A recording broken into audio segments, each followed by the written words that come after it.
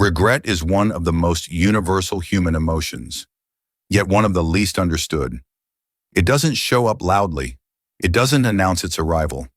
It creeps in quietly, usually when the world slows down, in the silence of your room or the stillness of early morning.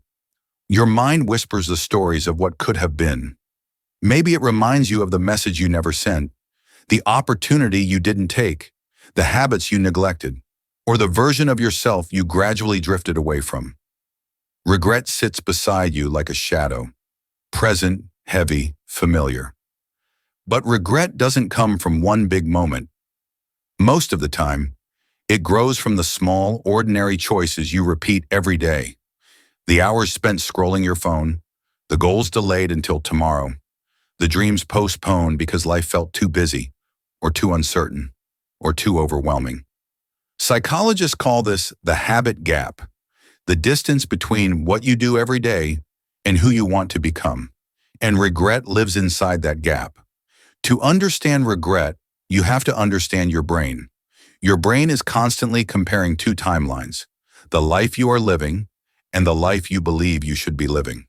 Whenever the difference between those two timelines grows too wide, your brain generates regret as a warning signal, not to punish you, but to guide you. Regret is your mind saying, something is missing, something needs attention. It is a spotlight shining on the places that matter most to you. People think regret is a sign of failure, but in reality, regret is a sign of awareness. The stronger the regret, the more meaningful the lost action was to your identity. We regret relationships because we value connection. We regret wasted time because we value growth. We regret missed opportunities because we know, deep down, that we were capable of more. Regret becomes painful when we resist it, when we replay the same memory again and again, trying to change the past with our minds. But the past does not respond to pressure. It only responds to perspective. The goal is not to erase regret, because regret cannot be erased.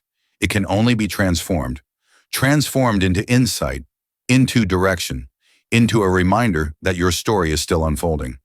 Every regret you carry contains a message, a blueprint, a map pointing toward the life you secretly want. The regret of not studying becomes the motivation to learn.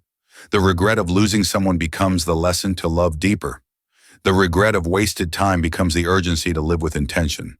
Regret is a mirror, and what you see inside that mirror is possibility. And here is the truth many people never realize. Regret disappears the moment action begins. You don't need 10 steps. You don't need a perfect plan. You just need movement. One small decision made differently today can silence years of regret. Your brain only holds on to regret when your story feels stuck. But when you move, even slightly, you break the loop. You interrupt the replay. You reclaim control. Regret is not the end of a chapter. It's the beginning of awareness. It is proof that you have standards, values, and dreams. It is proof that you care. So instead of running from regret, listen to it, study it, let it teach you, let it push you toward becoming the version of yourself that you know you can be. Regret only has power when you stop moving. The moment you take responsibility, the moment you take action, the moment you choose to grow, regret dissolves. Because regret's true purpose is not to trap you in the past, but to guide you into a better future. This is how regret works, not as your enemy, but as your compass.